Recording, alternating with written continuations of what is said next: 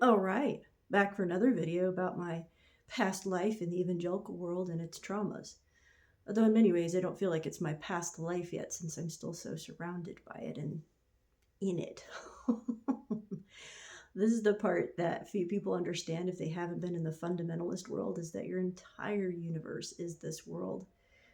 And when you grow up, when you wake up from the delusion of the church life, you are totally starting your life over again in every possible way. You're suddenly isolated in your own environment physically and online because your whole world, your whole life has been this crazy past life that you feels like you can't escape. So, my method of trying to kind of take this a different direction and not just try to escape is to just confront and say, this is my past life and this is what I've been through. And one issue that I want to talk about that is very, very important, and it affects a lot of people in the church, but again, you don't notice it until you step out, is fawning and something called the Fundie voice. Now, I first heard the term the Fundie voice when I was watching a channel called Alyssa Grenfell. She is an ex-Mormon and she deconstructs her past in that version of the fundamentalist world. And so she did a fascinating video where she showed herself in the past as a Mormon missionary, and she talked about what was actually happening in her life. And she asked us to pay really close attention to her voice. And her voice, not just because she was a bit younger, because she's still not that old, but her voice was higher and it was more diminutive, very demure, very subservient and pious and holy. And this is called the Fundie voice. It basically is when, I've heard somebody else in my life talk about how they noticed their voice gets to this higher range that they know is not their normal range of voice when they interact with their father. And that's this version of your voice changes because you are trying to mitigate a perceived power imbalance that you feel instinctively kind of threatened by, and it is a type of trauma um, response, which could also be called fawning. Okay, so you, by infantilizing your voice register, you send the signals of being, kind of, submissive and kind of pleasing, to mitigate the anxiety that you feel in that relationship or situation. So this is the reason why a lot of women, not just because their vocal cords are different, on average from men, not always, on average, maybe a little higher register, it's exacerbated by this scenario of just wanting to mitigate this underlying insecurity and try to create a safe environment. The interesting thing is that this affects men as well in the church.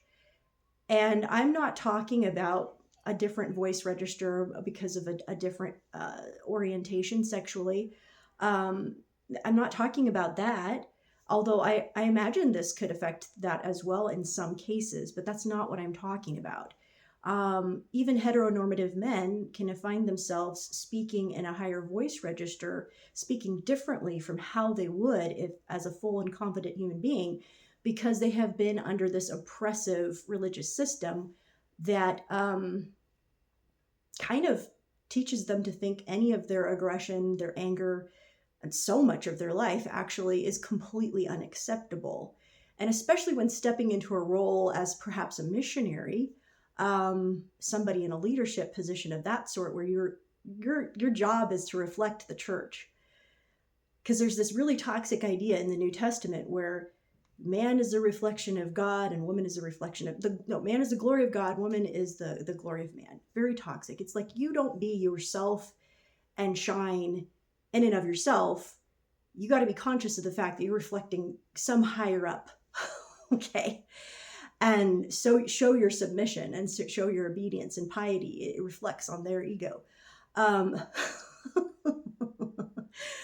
and it reflects on the whole system, which, heaven forbid we could see through the charade and realize that it's toxic. So there are men that they speak with a Fundie voice and they don't know it.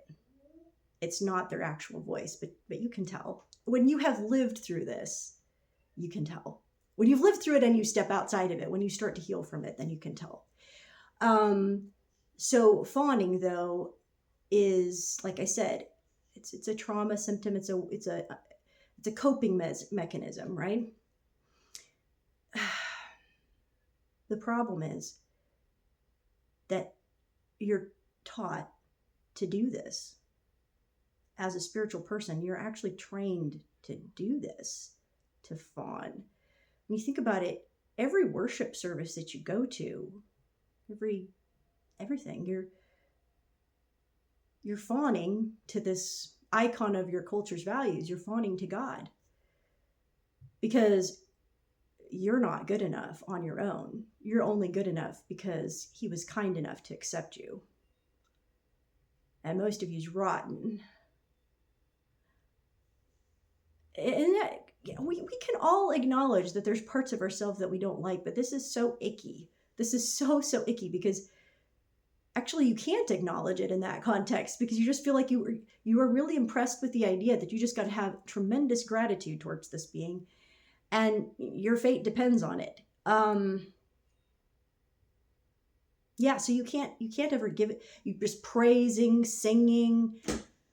You feel like you have to just ignore the fact that this sky daddy is so inconsistent and neglectful. All of that's on you. It's on the world. Your prayer didn't get answered because maybe you didn't have enough faith, or maybe the devil's after you, or maybe the sky daddy feels like he needs to test and see how great your fidelity is. I mean, endlessly toxic, but endlessly presented as if this is love and this is ideal.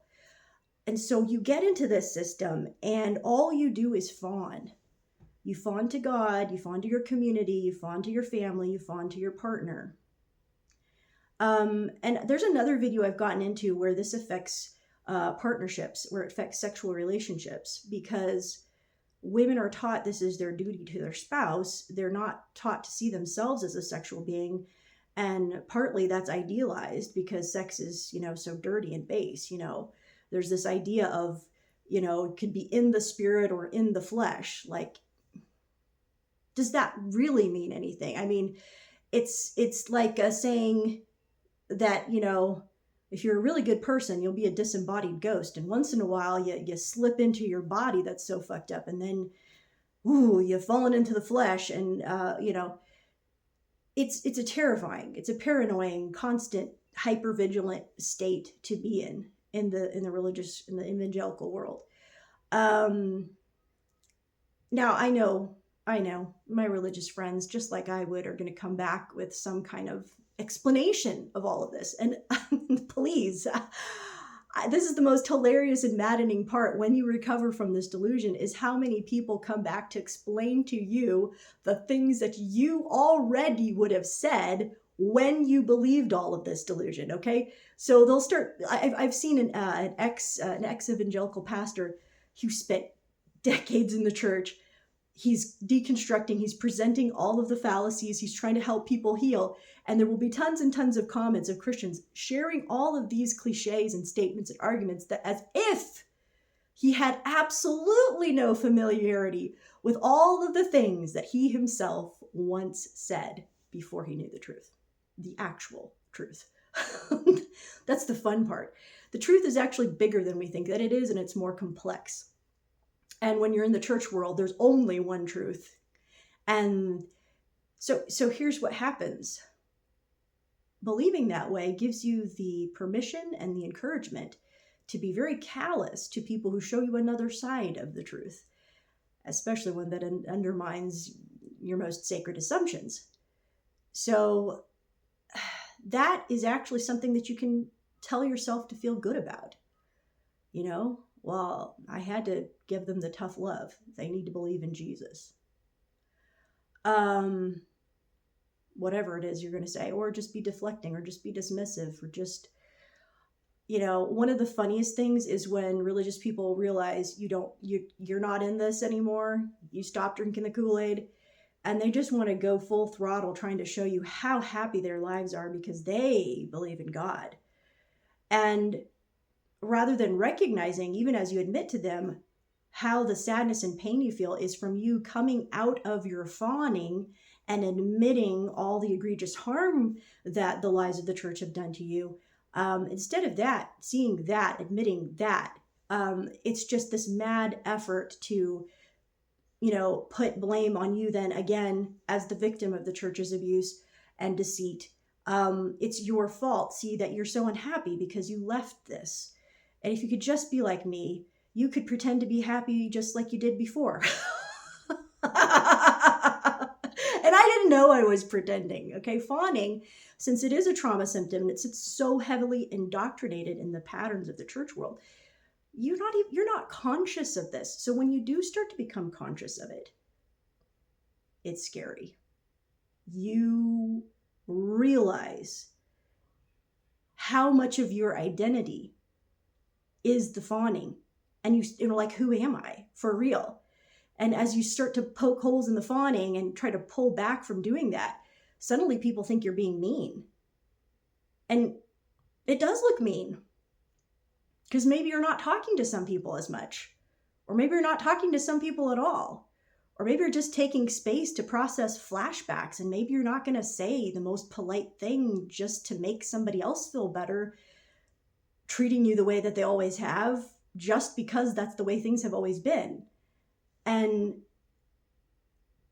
again, this can be so much of your identity to be kind and patient and polite as a survival mechanism, not as something coming from you as a person of full autonomy and sense of agency and, understanding your complex full identity. No, you've got to continue this charade to make other people happy. It's constant pressure. So as you try to break out of that, it disrupts an entire charade. It makes everybody uncomfortable. You're not playing the part anymore. You're not saying the lines anymore. And it's scary to realize how much of what you said and did was a trauma response. It wasn't like you want to think of yourself as a kind and good person, at least as decently so as anybody else. But you have to stop pretending. And that's terrifying, especially when you're alone, and you will be alone. You absolutely will be alone if you grow up in the fundamentalist world and you wake up and you start to try to be a healthier person and go through that messy, ugly process. And you try to develop and you try to evolve in any sense. I know this is a problem in our relationships in general. We don't like people to change because then it just disrupts what we're used to already. But this is a serious, serious problem when you grow up in the fundamentalist world because, again, your identity is so tied to this facade of joyful happiness in the Lord and being obedient to the sky daddy who treats you like shit, but you can't admit it. That is so deeply a part of your identity. That is so deeply a part of everybody's identity around you. It really shakes people up. And they're not going to admit that to themselves. So they're certainly not going to admit that to you. So you're just alone. You're just alone. And it's hard to start from ground zero again at whatever place you're at in your life. It's hard. And then you just got to do it. So anyway, let me know in the comments if you do see this video what your experience might have been with fawning. And one more thing I was going to get into, because I started to touch on it and I didn't get into it completely. Because again, women are taught that it's their duty as women to submit to their husbands and provide sex and whatever of that nature. Sexual activity within the marriage becomes a constant ongoing trauma response. It is a fawning activity. And this creates a lack of intimacy rather than a closeness in a relationship. And that tends to hurt women the most. But acknowledging that will then threaten a man's ego. And a lot of women in traditional families are very, very vulnerable.